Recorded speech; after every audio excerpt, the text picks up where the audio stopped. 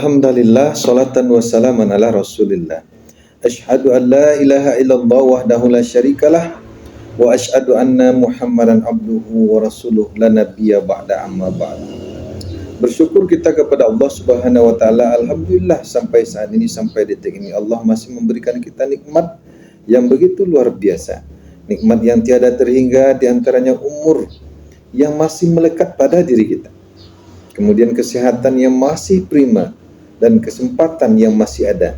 Sehingga dengan tiga hal itu kita dapat menjalankan aktivitas kegiatan kita sehari-hari. Kemudian selawat beserta salam semoga selalu terkirim buat pucuk pimpinan umat Islam sedunia, yakni Nabi besar Muhammad sallallahu alaihi wasallam. Nabi Muhammad merupakan suri tauladan bagi kita yang telah berjuang bercucuran keringat, bahkan rela mengorbankan segalanya demi tegaknya kalimat tauhid. Dan alhamdulillah kalimat tauhid itu masih diperdengungkan sampai hari ini di berbagai belahan penjuru dunia. Selaku umat Islam sudah seharusnya dan sepantasnya kita selalu berselawat kepada beliau dengan ungkapan Allahumma shalli ala sayyidina Muhammad wa ala ali sayyidina Muhammad. Pemirsa dimanapun berada, sekarang kita berada di zaman yang serba canggih, atau boleh dikatakan kita memasuki yang namanya era digital. Maka dari itu pada kesempatan ini saya akan mengajak kepada kita semua untuk memahami bagaimana caranya menyikapi berita hoaks. Berita hoaks adalah berita bohong atau berita palsu. Berita hoaks ini selalu disebarkan, selalu disampaikan karena banyak motif, karena banyak faktor seseorang itu menyebarkan yang namanya berita hoaks atau berita bohong. Ada motivasinya adalah bisnis, sehingga hari ini orang tidak ragu-ragu membuat suatu konten yang mana isi beritanya itu adalah beritanya hoaks atau bohong. Berita hoaks tujuannya juga adalah untuk memecah belah umat. Kemudian berita hoaks dimotivasi oleh dorongan, oleh keinginan untuk menjatuhkan seseorang, baik itu lawan politik, persaingan dagang dan segala macamnya. Maka dari itu kita harus berhati-hati dalam menyikapi yang namanya berita hoaks. Di dalam agama Islam sudah ada sebetulnya perisainya bagaimana umat Islam dalam menyikapi suatu berita. Ketika umat Islam mendapatkan suatu berita, maka tidak serta-merta berita yang didapatkan itu langsung kita anggap itu adalah berita yang benar. Maka di dalam Islam, di dalam Al-Quran, Allah telah mengajarkan umat Islam bagaimana umat Islam dalam menyikapi suatu berita. Di dalam surat Al-Hujurat ayat 6 Allah berfirman, "Ya ayyuhallazina amanu in ja'akum fasikum binaba'in fatabayyanu an tusibu qauman bijahalah fatusbihu ala ma fa'altum nadimin." Hai orang-orang yang beriman, kata Allah,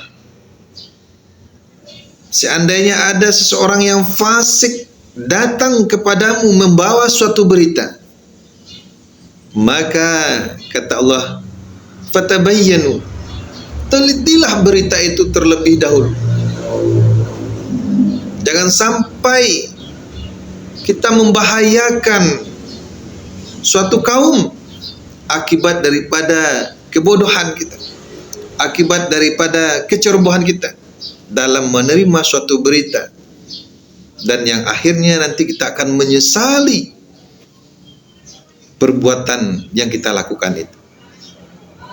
Kaum muslimin dan muslimat dimanapun berada yang selalu dimuliakan oleh Allah Subhanahu wa Ta'ala, maka dari itu sudah sangat jelas bagi kita bahwa ketika kita menerima suatu informasi atau berita, supaya kita tidak terpapar, tidak terjebak oleh yang namanya berita hoak atau berita palsu, maka perisainya adalah patabayyan, tabayunlah kita terlebih dahulu. Tabayun, telitilah berita itu terlebih dahulu, dari mana sumbernya, siapa yang menyebarkan, kemudian apakah berita itu benar atau tidak. Toh kalau berita itu benar lalu menimbulkan perpecahan di antara sesama anak bangsa, di antara sesama umat beragama, maka tidak perlu kita sebarkan. Apalagi berita itu adalah berita hoak atau berita palsu. Tidak perlu kita sebarkan. Hari ini kita lihat begitu mudah umat Islam terprovokasi oleh yang namanya berita hoak. Ketika mendapatkan suatu berita, langsung menjustifikasi, langsung memponis bahwa berita itu benar, sehingga dengan mudahnya disebarkan, dibagikan, di-share berita itu. Padahal di dalam Al-Quran sudah sangat jelas bagi kita bahwa ketika kita menerima informasi atau berita, maka telitilah berita itu terlebih dahulu. Kaum muslimin dan muslimat dimanapun berada yang selalu dimuliakan oleh Allah Subhanahu wa Ta'ala. Jadi pada intinya, setiap berita yang kita dapatkan, setiap informasi yang kita dapatkan, baik melalui lisan ataupun tulisan, dari media sosial dan segala macamnya, supaya persatuan dan kesatuan tetap utuh terjaga, supaya toleransi di antara kita tetap terjaga, supaya kerukunan di antara kita tetap terjaga.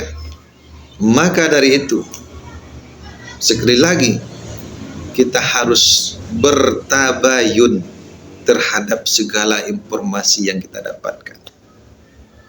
Yang jelas, penyebar berita palsu atau berita hoak itu adalah dosa besar. Kalau dikaitkan dengan hukum positif yang ada di Indonesia, maka itu sudah diatur dalam Undang-Undang ITE. Bagi pelaku yang membuat berita hoak, yang menyebarkan berita hoak, maka ancaman pidana penjara sudah ada di depan mata kita. Maka dari itu berhati-hatilah kita terhadap yang namanya berita hoak. Mudah-mudahan kita selaku umat Islam semakin arif, semakin bijaksana kita dalam menerima informasi yang kita dapatkan. Mudah-mudahan ajakan atau himbauan atau tausiah yang saya sampaikan ini bermanfaat bagi kita semua. Terima kasih atas segala perhatian dan mohon maaf atas segala kekurangan. Assalamualaikum warahmatullahi wabarakatuh.